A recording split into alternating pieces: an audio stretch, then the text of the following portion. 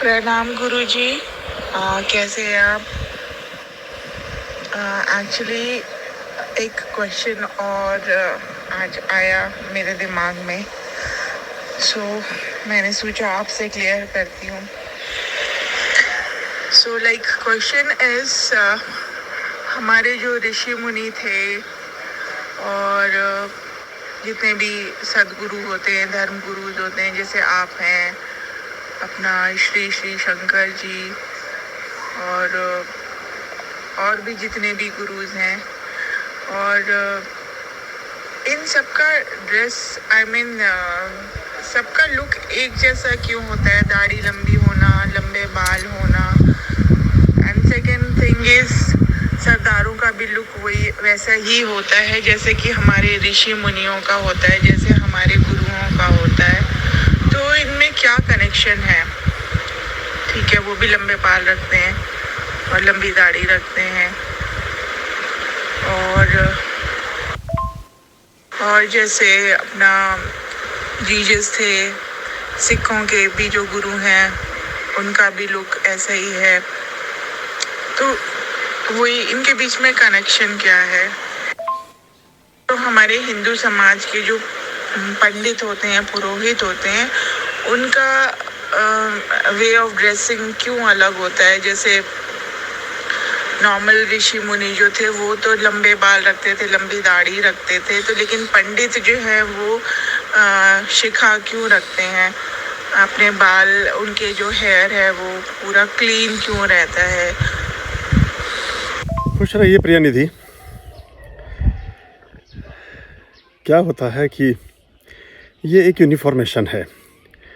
जब भी कोई भी व्यक्ति कुछ निश्चित पद्धतियों को अपने जीवन में आत्मसात करता है, कुछ निश्चित पाथ को, किसी एक सुनिश्चित मार्ग को, अपने जीवन का सुनिश्चित मार्ग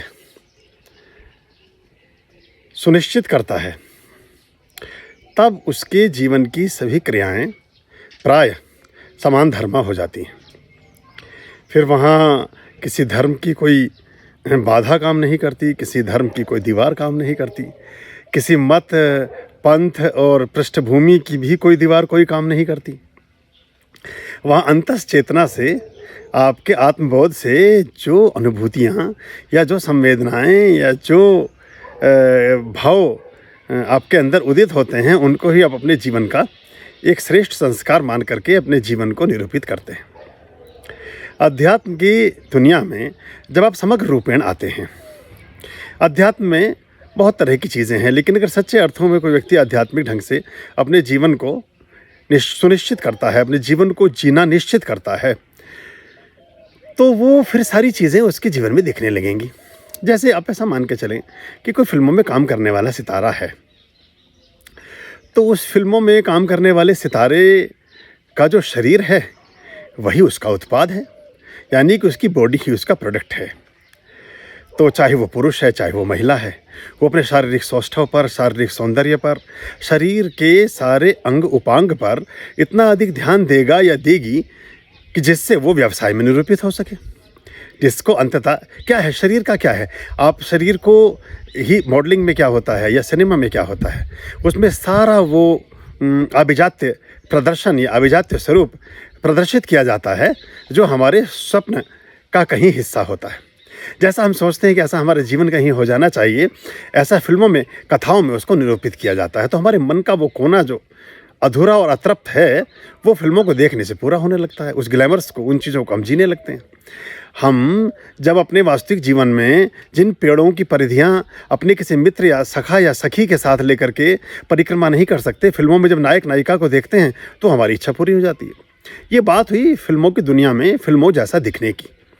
ऐसे ही जब आप ऐसे किसी उसमें जाते हैं जहाँ आपका शारीरिक सौष्ठव, यानी कोई बल से संबंधित कोई प्रतियोगिताएं हैं, आपको WWF में जाना है, आपको रेसलिंग में जाना है, आपको कोई बॉडी बिल्डिंग, कुछ भी ऐसा काम करना है जिसमें शरीर के प्रदर्शन दिखते हों, तो आप फिर अपने उतना ही किलो वजन बढ़ाएंगे। वैसी मसल्स, वैसी मांसपेशियाँ, वैसी मछलियाँ आपके हाथों में दिखनी चाहिए, और आपका शरीर का सिस्टम फिर वैसा ही होना चाहिए। वो आपके पायदान और उसके एक कहना चाहिए उसकी गुणवत्ता को मापने के कुछ नियम हैं या कुछ ऐसी कुछ आपके शरीर के सौष्ठव को मापने के जो भी पैमाने हैं उन पर आपको खरा उतरना पड़ता है कि सब इतना आपका सीना होना चाहिए, इतना आपका मसल्स होना चाहिए, इतना आपका सब होना चाहिए। ये सब आपको करना पड़ता है। अध्यात्म को छोड़कर, सच्चे अध्यात्म को छोड़कर, मैं उनकी बात नहीं कर रहा हूँ जो कुछ कपड़े रंग करके और एक भीड़ को बढ़ा रहे हैं।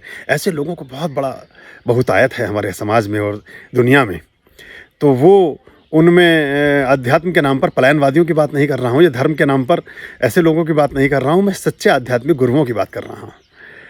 तो वो स्वतः ही आपके जीवन में फिर प्रदर्शित होने लगता है। आपको कुछ करने की ज़रूरत नहीं होती। जब आप पूर्ण रूपेण स्वयं को उस पूर्ण परम पिता परमात्मा के लिए समर्पित करते हैं अपने पूर्णता के बोध के साथ, तो आप भी पूर्ण ही होने लगते हैं। और पूर्ण फिर कोई चीज़ आप अपने जीवन से काटेंगे नहीं, कम नहीं करेंगे। देखिए, वेद में एक श्लोक आता है कि पूर्णमदा पूर्णमिदं पूर्णात् पूर्णमुदच्यते पूर्णस्य पूर्णमादाय पूर्णमेवावशिष्यते। परमात्मा पूर्ण है और उस पूर्ण में से कुछ भी घटाओगे तब भी वो पूर्ण ही रहता है। पूर्ण में से पूर्ण को निकाल दो तब भी वो संपूर्ण रहता है। संपूर्ण में से पूरे संपूर्ण को निकाल दो तब भी वो संपूर्ण रहता है। तो ये एक भाव दशा है। तो जब भी कोई भी व्यक्ति परमात्मा के पथ पर चलता है तो उसके जीवन से, अगर सच्चे अर्थों में कोई परमात्मा के पथ पर अग्रसरित हुआ है तो उसके जीवन से प्रदर्शन और दूसरे पर आश्रित रहना, ये दो जो अवलंबन हैं ये प्राय तिरोहित होने लगते हैं। ये प्राय समाप्त हो जाते हैं। इनका प्राय निर्वसन हो जाता है, इनका प्राय उन्मूलन हो जाता है। ये जीवन में शेष नहीं रहते। आप को प्रकृति ने ऐसा बनाया, अगर आप वैसे रहते हैं। अब देखिए, बालों की अगर आवश्यकता नहीं थी तो कुदरत ने हमें बाल दिए ही नहीं होते। और शरीर के जिन भी नाजुक अंगों पर हमें बाल दिए गए वो सब उन अंगों की रक्षा भी करते हैं, उन अंगों को सुरक्षित भी रखते हैं और उन अंगों को, उन निश्चित अंगों को ऊर्जा भी देते हैं। हमारे शरीर पर अलग अलग स्थानों पर उगे हुए बाल हमारे शरीर के तापमान को, खासतौर से ब्लड प्रेशर की बात करें या बहुत सी चीज़ों की बात करें, इनको संतुलित करते हैं। लेकिन हमने देखा देखी वाली दुनिया में और प्रदर्शनकारी दुनिया में हम हमेशा हम अपनी प्रकृति में नहीं रहना चाहते, हम दूसरे के अनुकृति में रहना चाहते हैं। हम दूसरे व्यक्ति की भाव दशा में रहना चाहते हैं। हम दूसरे को कैसे लग रहे हैं इस पर हमारा बहुत ज़्यादा फोकस है। हम स्वयं को कैसे लग रहे हैं इस पर हमारा कोई ध्यान नहीं है। हम उस परमात्मा को कैसे लग रहे हैं इस पर भी हमारा कोई ध्यान नहीं है। बहुत से लोगों ने मुझसे बहुत बार ये प्रश्न पूछा कि आप जो हैं ये दाढ़ी वगैरह क्यों रखते हैं। विदेशों में भी पूछा, यहाँ भी पूछा। तो इसमें मेरा एक उत्तर ये भी था कि देखिए, दाढ़ी का रखना कुछ करना नहीं है। दाढ़ी को आप बढ़ाते नहीं हैं, दाढ़ी तो बढ़ती है, इसमें आपका कोई कृत्य नहीं है। दाढ़ी को काटना एक कृत्य है, दाढ़ी को काटे जाना एक कर्म है, एक कृत्य है। दाढ़ी तो स्वयं बढ़ती है, इसमें हमारा कोई योगदान है नहीं। तो आप जब प्राकृतिक अवस्था में रहते हैं तो आपको बार बार ना तो शीशा देखने की ज़रूरत है, ना किसी चीज़ की आवश्यकता है। दूसरी बात, जो ये हमारे शरीर के इम्यून सिस्टम की जब हम बात कर रहे हैं तो ये इम्यूनिटी हमारी प्राकृतिक रूप से रहने में अधिक विकसित होती है। ख़ास तौर से जब साधना के पथ पर, परमात्मा के पथ पर आप अग्रसरित होते हैं तो बहुत सारी इंट्यूशंस, बहुत सारी बोध की चीज़ें, बहुत सारी पराविद्याओं की चीज़ें, बहुत सारी परमात्मिक विधान की चीज़ें आपको मदद करती हैं, क्योंकि बालों में एक इलेक्ट्रिक मैग्नेटिक फोर्स होता है। आपको याद होगा जब आप कभी कंघा करते हैं अपने बालों में तो उसमें एक चुंबकीय आकर्षण का आपने बहुत बार अनुभव किया होगा। तो ये चुंबकीय आकर्षण हमारे जीवन में बहुत तरह से हमें मदद करता है, बहुत सारे रोगों से बचाए रखने में भी हमें मदद करता है। तो ये इसलिए सारे आध्यात्मिक गुरु कुछ जानबूझ के नहीं करते हैं, उनकी भाव दशा ही ऐसी हो जाती है और फिर वो उसी तरह से अपनी जीवन की जो संस्कार है उसमें वो बहने लगते हैं, उसमें वो रहने लगते हैं और प्रकृति की सारी चीज़ों के साथ वो फिर एक तारतम्य अपना स्थापित कर लेते हैं। तो ये कोई इसको जानबूझ के नहीं करता, ये स्वतः ही होता जाता है। और फिर आपका अवलंबन इस बात पर नहीं रहता कि कोई हमें कैसे देख रहा है, किसी को हम कैसे लग रहे हैं, इस सब से ध्यान हट जाता है। हम परमात्मा को कैसे लग रहे हैं इस पर ज़्यादा फोकस होता है, या इस पर भी फोकस नहीं रहता। ये तो बात मैंने समझाने के लिए कही, ये भी दृष्टि से ओझल हो जाता है कि हम किसी को कैसा, आप अपने ही मौज में मस्त रहने लगते हैं। तो वो कबीर ने लिखा ना, आई मौज फ़कीर की दिया झोपड़ा फूंक। तो ये ऐसी अवस्थाएं हैं जिनमें व्यक्ति अपने मन, बुद्धि, विवेक, बॉडी, माइंड, सोल जिस तरह से हम बात करते हैं उसके साथ एकाकार हो जाता है और उसको उसमें ही आनंद और अच्छा लगता है। जब हम किसी चीज़ को कट करते हैं तो प्रकृति की किसी चीज़ को भी हम कट करते हैं। अगर आप ऐसा मानकर चलें कि जैसे किसी पेड़ के जो बाल हैं वो उसके पत्ते ही हैं, उसकी जो फूल, पत्तियाँ, उसकी टहनियाँ, शाखाएं उस पेड़ के बाल हैं। अगर आप उसको बिल्कुल काट देंगे, उन पेड़ पत्तियों को हटा देंगे उस वृक्ष से, तो उसका जीवन का संचरण ठीक से नहीं हो सकता है। उसके लिए जो ऊर्जा चाहिए, जो वो क्लोरोफिल बनाता है सूर्य की रश्मियों से, वो फिर प्राय उतनी संतुलित मात्रा में नहीं बन पाएगी। ऐसे मनुष्यों के साथ भी होता है। तो हम इसे ऐसे समझते नहीं हैं। हुआ ये हमारे यहाँ 9वीं शताब्दी से पहले ऐसा नहीं था। और जहाँ तक बात विशुद्ध परिवेश की है तो उसमें बुद्ध का भी एक वर्णन मिलता है हमें शास्त्रों में। धम्मपद में भी उसका उल्लेख है। जब बुद्ध एनलाइटमेंट को उपलब्ध होते हैं और संबुद्ध हो जाते हैं तो वो 7 दिन के बाद, 3 दिन की सतत प्रक्रिया के बाद और 7 दिन की पूर्ण प्रक्रिया के बाद, जब वो वहाँ बोध गया के पास जो नदी है, जब उस नदी के किनारे पहुँचते हैं और वृक्ष की एक टहनी को पकड़ करके पानी पीने का प्रयास करते हैं तो उस प्रयास में वो वहाँ गिर जाते हैं और मूर्छित, लगभग प्राय अर्धमूर्छित हो जाते हैं। तो वहाँ गांव के पास में ही रहने वाले एक जो सेठ हैं, उनकी पुत्री वहाँ रोज़ाना वृक्ष देवता की पूजा के लिए जाती थी। तो वो खीर लेकर के वहाँ पहुँचती है और उसको लगता है कि उसकी पूजा स्वीकार कर ली गई और वो वृक्ष देवता प्रकट हो गए हैं। तो ये समझ करके वो खीर को चम्मच से उनके मुँह में डालती है। तो फिर वो थोड़ी सी आँखें खोलते हैं। आंखें खोल करके फिर वो प्रणाम करती है और कहती है, वृक्ष देवता आप प्रकट हुए, और इस तरह का पूरा एक उल्लेख आता है। तो सुजाता को बताते हैं कि नहीं, मैं वृक्ष देवता नहीं हूँ और मैं ऐसे ऐसे साधनारत था और अब मैं जो है, तुमने मेरे जीवन की रक्षा की तो तुम मुझे थोड़ी खीर और खिलाओ। वो बड़ा सुंदर उल्लेख है। और सुजाता गढ़ के नाम से वो जगह आज भी प्रसिद्ध है, बोध गया के पास ही पड़ती है। मैं गया हूँ उस स्थान पर भी। तो वहाँ सुजाता ने फिर एक पेंटिंग बनाई, बुद्ध की एक चित्र बनाया, जिस चित्र में बुद्ध बिल्कुल कृशकाय हैं, शरीर बिल्कुल उनके पसलियाँ चमक रही हैं और उनकी दाढ़ी है। उस समय जब वो संबोधि को उपलब्ध हुए तो वो दाढ़ी वाले हैं। वो मेरे पास एक वहाँ मुझे उपहार में दी थी जब मैं गया। बोध गया का जो उनका अधिकृत संस्थान है बुद्धिस्ट मॉनेस्ट्री की तरफ से, उसको मैं इसके बीच में आप देख रहे होंगे, ये चित्र है, ये जो ये पेंटिंग है, ये लकड़ी पर उत्कीर्णित है। बाद में इसको लकड़ी पर कार्विंग करके बनाया गया है। ये वही बुद्ध हैं और इसमें आप देख रहे होंगे कि इनकी दाढ़ी भी है और इनका सारा पूरा एक स्वरूप है। ऐसे जितने हमारे देवी देवता हैं, यदि इनके रेफरेंसेस आप देखें प्राचीन ढंग से, प्रमाणिक ढंग से, तो वो रेफरेंस प्राचीन और प्रमाणिक ढंग से मिलते हैं। हमारे अजंता एलोरा की गुफाओं में मिलते हैं, खजुराहो के टेम्पल्स में मिलते हैं। तो अजंता एलोरा की जो गुफाएँ हैं उनकी उम्र भी लगभग 2500 वर्ष पुरानी है। 2500 वर्ष से शुरू होकर के और वो 1500 वर्ष पूर्व तक निर्मित हुई। लगभग 1000 साल, 800 साल तक वो बनी। उसमें बुद्ध के पूरे स्तूप हैं, महावीर के पूरे स्तूप हैं। तो उनमें बहुत स्थानों पर बुद्ध और महावीर दाढ़ी मूँछों में दिखाए गए हैं। और भगवान शिव की जितनी अनुकृतियाँ हैं वो आपको दाढ़ी मूँछों में मिलेंगी। इसीलिए भगवान शिव का जो अपना जो मूल स्वरूप है, अगर आप देखें तो वो उनको कपर्दी भी कहते हैं। कपर्दी कहते हैं उलझी हुई दाढ़ी वाले। कपर्दी का भावार्थ होता है इनकी दाढ़ी आपस में इतनी उलझ गई है, इतनी आपस में गुथी हुई है, उसको कपर्दी बोलते हैं। तो हमारे देवी देव, अब होता क्या है कि बाद में जैसे जैसे हमारे यहाँ चीज़ों का विकास हुआ और जिसका जैसा विचार था, जिसका जैसा मन था, उसने वैसे फिर चित्र बनाने शुरू किए। तो अब ये चित्र बाद में हमें इस तरह के देखने को प्राप्त होते हैं। तो वरना तो रामायण युग में, महाभारत युग में सब आपको इसी तरह के वीर योद्धा मिलेंगे।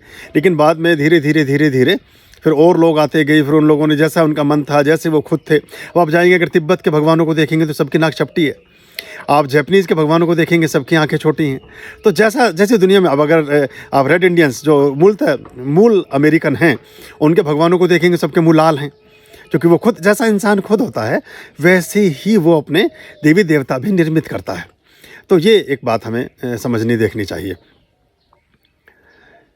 इसी में एक बात ये भी आती है कि जिन्होंने आपके ऊपर राज किया, अंग्रेज़ों ने, तो वो जो मालिक होता है, गुलाम भी उसके जैसा ही हो जाना चाहता है। उसी के जैसे दिखना, उसी के जैसे बोलना, उसी के जैसे चलना, उसी के जैसे करना चाहता है, ताकि मालिक की नज़रों में चढ़ा रहे, मालिक उसको पसंद करता रहे। तो पूरी दुनिया में अभी भारत में भी 70 साल पहले तक और पूरी दुनिया में 100 वर्ष पहले तक सब जगह अंग्रेज़ों का आधिपत्य रहा। तो अंग्रेज़ जिस तरह के दिखते थे वैसे ही चाहते थे कि उनके जो निकटतम लोग हैं, तो उनका निकट दिखने के लिए, उनका अच्छा दिखने के लिए, अपने मालिक की नज़रों में चढ़ने के लिए, उनका प्रिय हो जाने के लिए भी बहुत सारे लोगों ने दाढ़ी मूँछों का त्याग किया और धीरे धीरे फिर ये समाज के उसका एक हिस्सा हो गया। और ये भी लगता था कि एक इस तरह की शनाख्त की परंपराएं भी रही हैं कि जिन्होंने समर्पण किया तो उसमें सबसे पहले उनकी दाढ़ी मूछें ही मूंडी गई, या बहुत सारे राजाओं ने जिन्होंने बिना लड़े ही पराजय मान ली आक्रांताओं के साथ, जो ये मुगल आक्रांता थे, इनके साथ लड़ने से बेहतर समझा कि इनसे पराजय स्वीकार कर लें, तो उन्होंने अपनी दाढ़ी मूछें ही मूंड ली। वो एक पराजय का प्रतीक थी और जिनकी थी फिर उनसे झगड़े और संग्राम और इस तरह के संघर्ष हुए। तो ये इस तरह के इतिहास और इस तरह की चीज़ें हैं, लेकिन ये स्वांतः सुखाय है और बिना अनुभव के कोई चीज़ में मज़ा नहीं आता और उस चीज़ को कहना भी ठीक नहीं होता। मैं बिना दाढ़ी मूछ के भी रहा हूँ, मतलब बिना दाढ़ी के भी रहा हूँ और अब दाढ़ी के साथ भी रहा हूँ, तो इन सब के अनुभव भी मेरे साथ हैं, इसलिए मैं इस बात को कह रहा हूँ। इसी के साथ एक चीज़ और मैंने देखी है निधि, जो तुम्हारी इसमें उत्तर में छूट गया। तुमने पूछा है कि जो बहुत सारे हमारे पुरोहित वर्ग है या ऐसे प्रीस्ट हैं या धार्मिक कार्यों में संलग्न व्यक्तित्व हैं, वो शिखा क्यों रखते हैं। देखिए, जब हम अंगन्यास करते हैं, दिगन्यास करते हैं, पूजा पाठ के संकल्प करते हैं, तो उन संकल्पों में जब बहुत सारे अंगों का वर्णन है, उसमें शिखा का भी एक महत्वपूर्ण भूमिका होती है। तो जब शिखाएं वो शब्द, अब जब आप शिखा, फिर उसके लिए टच करना होता है उसको, तो जब आप शिखा ही नहीं है तो टच किसको करेंगे। एक बात तो ये, तो वो एक क्रम का एक हिस्सा छूट गया। जैसे पूरा एक विधि थी, उस विधि का एक अंश, एक भाग आपसे रिक्त रह गया, एक भाग आपसे पृथक हो गया। तो ये इसलिए भी बहुत ज़रूरी होता है कि जब आप ठीक ढंग से कर्मकांड करते हैं और चीज़ें करते हैं, तो उसके लिए आपकी पूर्णता का होना बहुत आवश्यक है। तो इसलिए सारे प्रीस्ट, सारे पुजारी, सारे पंडित प्राय शिखा रखते हैं और शिखा के साथ सहस्त्रार का बड़ा गहरा संबंध है। जो क्राउन चक्र है, वो जब हमारा एक्टिवेट होता है, तो उसको एक्टिवेशन में, उसको संचालित करने में, उसको ऊर्जस्वित करने में हमारी शिखा का भी बहुत महत्वपूर्ण योगदान होता है। अगेन वही कि जो वो जिस तरह से एनर्जी को रिसीव करते हैं, हेयर्स का एक बंच, तो वो उस तरह से भी काम करती है। आर्यं शरणं शुभमस्तु, संभव करणं अरमस्तु। आर्यं शरणं शुभमस्तु, संभव